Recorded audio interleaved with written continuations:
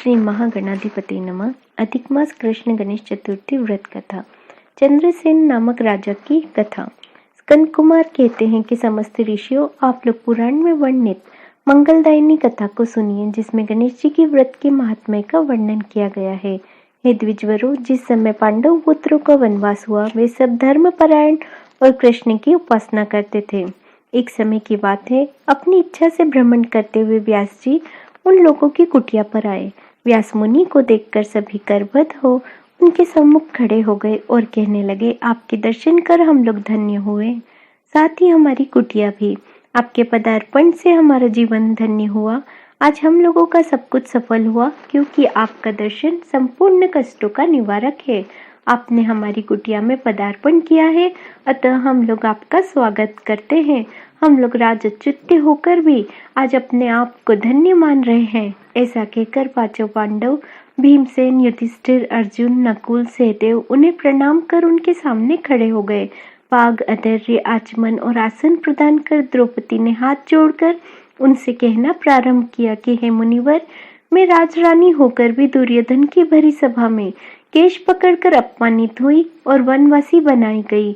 अब मैं क्या उपाय करूं जिससे हमारे सभी कलेशों का शमन हो तथा हमारे शत्रुओं पराजय हो। इस प्रकार युधिष्ठिर द्रौपदी के संकटनाशन उपाय पूछने पर सर्वज्ञ व्यास जी ने कृपा पूर्वक उन्हें उपाय बतलाया। हे महाराज, इस समय संपूर्ण विश्व में आपके जैसा कोई दूसरा धर्मात्मा नहीं। मैं आपसे इसे व्रत का वर्णन करूंगा, जिससे आपके समस्त दुखों और कष्टों का निवारण होगा। यह व्रत शुभदायक, फलदायक, दिव्य और पृथ्वी पर सभी मनोरथ को पूर्ण करने वाला है। इस व्रत के करने से विद्यार्थियों को विद्या, धनार्थियों को धन लाभ होता है। इस संबंध में एक प्राचीन उपाख्यान का वर्णन करता हूँ। हे युधिष्ठिर, आप सुनिए। प्राचीन काल में सतयुग में चंद्रसेन नामक एक राजा हुए। वे अपनी रानी के साथ दीक्षा लेकर परिवार सहित रहते थे। वे अपने स्वजनों, उनके पुत्रों एवं कुटुंबियों के साथ आनंद पूर्वक निवास करते थे। सौभाग्य से उनकी रानी बहुत ही गुणवती और पतिव्रता थी। हे राजन, युधिष्ठिर उनका नाम रत्नावली था। वह पतिव्रत का पालन करने वाली थी। स्कंद कुमार जी कहते हैं कि हे मुनिवरों, राजा और रानी में परस्पर प्रगाढ़ प्रेम था। एक समय देवयोग से शत्रुओं ने उनके राज्य को हस्तगत कर लिया और शत्रुओं ने राजा के कोष पर अधिकार करने के साथ ही सेना पर भी आधिपत्य जमा लिया। राजा का साथ अपने भाई बंधुओं से छूट गया। राज्य भ्रष्ट होकर राजा अपनी रानी रत्नावली के साथ वन में चले गए। एक ही वस्त्र में लपटे दोनों दंपति भूख प्यास से व्याकुल हो गए। हे युधिष्ठिर, रानी रत्नावली के साथ राजा अकेले वन में भटकने लगे। भूख प्यास से पीड़ित होकर वन में चलते चलते सूर्यास्त का समय हो गया। उस भयंकर वन में शेर, बाघ, चकवा, बगुला, कोयल और सारस रहते थे। रानी के पैर में कांटा चुभ जाने से राजा को महाकष्ट अनुभव हुआ। उस वन में घूमते घूमते राजा ने प्रातःकाल महर्षि मार्कंडेय को दूर से ही देखा। धीरे धीरे चलकर वहां तक पहुंचे और उन्हें दंडवत प्रणाम किया। उनकी पत्नी ने श्री मुनि को बारंबार प्रणाम किया। मन में विराजमान तपस्वी एवं जितेंद्र मुनि मार्कंडेय जी से हाथ जोड़कर राजा ने कहा, हे पूज्यवर, मैंने पूर्व जन्म में ऐसा कौन सा पाप किया था जिससे मेरी राज्य लक्ष्मी शत्रुओं द्वारा छीन ली गई। मार्कंडेय मुनि ने उत्तर दिया कि हे राजन, आप अपने पूर्व जन्म के वृत्तांत को सुनिए, मैं बतला रहा हूँ। एक बार शिकार के लिए आप गहन वन में चले गए। हिरण, चीते, खरगोश का शिकार करते करते उस वन में रात हो गई और अधिक मास की चतुर्थी आ गई। उस वन में आपने एक सुंदर सरोवर देखा। उसके किनारे लाल रंग की साड़ी पहने हुए नाग कन्याओं को देखा। वे सब गणेश जी की पूजा कर रही थी। यह देखकर आपको बड़ा आश्चर्य हुआ। आपने वहां पहुंचकर बड़ी ही नम्रता पूर्वक पूछा कि हे स्वर्गगामिनी देवियों, गणेश जी की पूजा कैसे करनी चाहिए, मुझे बतलाइए। हे देवियों, इसका प्रभाव बतलाइए, क्योंकि मैं भी पूजन करना चाहता हूँ। नाग कन्याओं ने उत्तर दिया कि आप गणेश जी की पूजा कीजिए, इससे समस्त सिद्धियां प्राप्त होती है और नित्य ही शांति, पुष्टि, सुख, संतान और धन की वृद्धि होती है।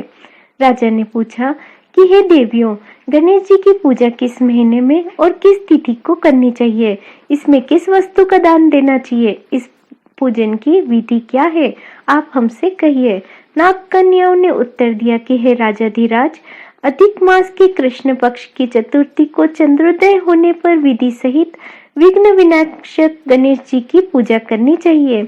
अपने सामर्थ्य के अनुसार भक्ति भाव से पूजन करें। गणेश जी को पंचामृत से नहलाकर लाल पुष्प चढ़ावे। गंध, धूप, दीप, नवेद, धूप, दो वस्त्र, सुगंधित द्रव्य चढ़ावे।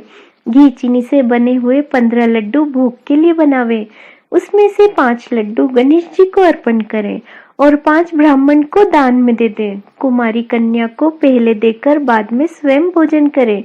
गणेश जी की प्रसन्नता के लिए निमित्त समस्त सामग्री गणेश जी को अर्पित करें। तत्पश्चात पुराणोक्त कथा को सुने। ऐसा कहने से मनुष्य की सभी वांछाएं पूर्ण होती है और समस्त सिद्धियां प्राप्त होती है। गणेश जी के पूजन की यही विधि है। नाग कन्याओं की बातें सुनकर राजा ने उन्हें बारंबार नमस्कार किया। इस प्रकार राजा ने वहां गणेश जी का व्रत का मन में संकल्प करके सरोवर के तट पर जाकर गणेश जी का ध्यान किया और वहां से चल गए।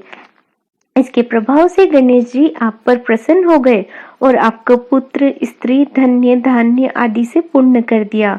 आपके महलों में रत्नों से हार, स्वर्ण, गो, हाथी, घोड़ों का अभाव न रहा। परंतु कुछ दिनों के बाद आप धन गर्भित होकर व्रत करना भूल गए। उसके अनंतर आप उस जन्म में मृत्यु को प्राप्त हुए। हे राजन, इस जन्म में जो पूजन किया था उसके प्रभाव से आपको इस जन्म में राजवंश प्राप्त हुआ है और सहृदय ही मित्रता, सुंदर नारी का समागम एवं सुंदर शरीर की प्राप्ति होने से धनमद में आकर आपने व्रत करना छोड़ दिया, जिसके कारण आपकी ऐसी दुर्गति हुई है। राजन ने पूछा, हे ब्राह्मण, अब मैं कौन सा काम करूं जिससे वर्तमान संकट से मुक्ति हो, जिस उपाय से हमारे विघ्नों और कलेशों का नाश हो तथा मुझे शांति प्राप्त हो, वही बताइए। मार्कंड मुनि ने कहा कि हे महाराज, पूर्वोक्त रीति से आप गणेश जी की पूजा कीजिए, संकट नाशन चतुर्थी के व्रत को कीजिए। इससे गणेश जी प्रसन्न होंगे और आपको पुनः राज्य वैभव प्राप्त होगा। इसलिए संपूर्ण कष्टों को शमनार्थ आप स्वयं गणेश जी की पूजा कीजिए। व्यास जी कहते हैं, मार्कंड जी की बात सुनकर राजा ने उन्हें प्रणाम किया और अपने भवन में चले आए। रानी के साथ राजा ने भक्ति पूर्वक विधि पूर्वक व्रत किया। व्रत के करने से उनके शत्रुओं का नाश हुआ और उन्होंने अपना खोया हुआ राज्य पुनः प्राप्त किया। गणेश जी की पूजा करने से सभी वस्तुएं सुलभ हो जाती है और सभी कार्यों में सफलता मिलती है। स्कंद कुमार जी कहते हैं कि व्यास जी के वचन सुनकर महाराज युधिष्ठिर ने हाथ जोड़कर उनसे फिर पूछा। युधिष्ठिर ने कहा कि हे कष्टों को दूर करने वाले महर्षि, इस चतुर्थी के व्रत की विधि बतलाइए। किस नाम से, किस मास में, किस प्रकार गणेश जी की पूजा करनी चाहिए, तब इस व्रत में किस चीज का आहार करना चाहिए। तब व्यास जी ने कहा कि हे राजन, अधिक मास में चतुर्थी को गणेश जी के नाम से पूजा करनी चाहिए। लाल कनेर के फूल चढ़ाकर लड्डू आदि का भोग लगाना चाहिए। लाल चंदन, रोली, अक्षत, धूप को एक एक नाम से अलग अलग चढ़ाना चाहिए। तत्पश्चात विश्व प्रियाय नमः कहकर आचमन करना चाहिए। ब्रह्मचारिणे नमः कहकर स्नान कराना चाहिए। गणेश्वराय नमः कहकर वस्त्र चढ़ाना चाहिए। पुष्टिदाय नमः कहकर चंदन चढ़ाना चाहिए। विनाकाय नमः कहकर पुष्प चढ़ाना चाहिए। उमासुताय नमः ऐसा कहकर धूप चढ़ाना चाहिए। रुद्र प्रियाय नमः ऐसा कहकर दीप जलाना चाहिए। विघ्ननाशिने नमः ऐसा कहकर नैवेद्य चढ़ाना चाहिए। फलदात्रे नमः ऐसा कहकर तांबूल चढ़ाना चाहिए। संकटनाशिने नमः ऐसा कहकर फल चढ़ाना चाहिए। इसके बाद विघ्न विनायक गणेश जी की प्रार्थना करें। हे सुंदर मुख वाले गणेश जी, मैं भव बाधा से ग्रस्त, भय से पीड़ित और कलेशों से संपत्त हूँ। आप मेरे पर प्रसन्न होइए। हे दुख दारिद्र्य के नाशक गणनायक जी, आप मेरी रक्षा करें। हे विघ्नों के विनाशक, आपको बार बार मेरा प्रणाम है। फिर निम्नांकित मंत्र से पुष्पांजलि देकर चंद्रमा को अधीर में दे। हे श्री सागर ग्रस्य संभूतः, हे द्विजराज, हे षोडश कलाओं के अधिपति, शंख में सफेद फूल, चंदन, जल, अक्षत, दक्षिणा लेकर हे रोहिणी सहित चंद्रमा, आप मेरे अधैर्य को स्वीकार करें। मैं आपको प्रणाम करता हूँ। तदंतर ब्राह्मण को भोजन करवाएं और लड्डू और दक्षिणा दें। अन्न द्वारा स्वयं आहार ग्रहण करें। रात्रि में भूमि पर शयन करें। लालच विहीन होकर क्रोध से दूर रहे। हर महीने गणेश जी की प्रसन्नता के लिए नियमित व्रत करें। इसके प्रभाव से विद्यार्थियों को विद्या, धनार्थियों को धन प्राप्ति एवं कुमारी कन्याओं को सुशील वर की प्राप्ति होती है और वह सौभाग्यवती रहकर दीर्घकाल तक पति का सुख भोगती है। विधवा द्वारा व्रत करने पर अगले जन्म में वह सधवा होती है और ऐश्वर्यशालिनी बनकर पुत्र पुत्रादि का सुख भोगती हुई अंत में मोक्ष पाती है। पुत्र इच्छा को पुत्र लाभ एवं रोगी को रोग निवारण होता है। भयभीत व्यक्ति भय रहित होता है और बंधन में पड़ा हुआ व्यक्ति मुक्त हो जाता है। व्यास जी कहते हैं कि हे राजन, इस प्रकार आप भी व्रत कीजिए। इस संकटनाशक चतुर्थी व्रत करने से आप गणेश जी की कृपा से अपने राज्य को पुनः हस्तगत कर लेंगे और जो मनुष्य भक्ति भाव से इस मंगलदायिनी पौराणिक कथा को सुनते या पढ़ते हैं, उन्हें परम सिद्धि, सुख, लोकोत्तर वैभव की उपलब्धि होती है। हे महाराज अधिराज, आपके प्रश्न के अनुसार मैंने संपूर्ण मनोरथों को पूर्ण करने वाले इस संकटनाशक गणेश चतुर्थी के विवरण को सुनकर राजा युधिष्ठिर ने इस व्रत को किया। इसके प्रभाव से उन्होंने संपूर्ण शत्रुओं को रणभूमि में परास्त करके भारतवर्ष का राज्य अपने अधीन कर लिया। इति अधिक मास कृष्ण गणेश चतुर्थी व्रत कथा समाप्त। श्री गणेशाय नमः।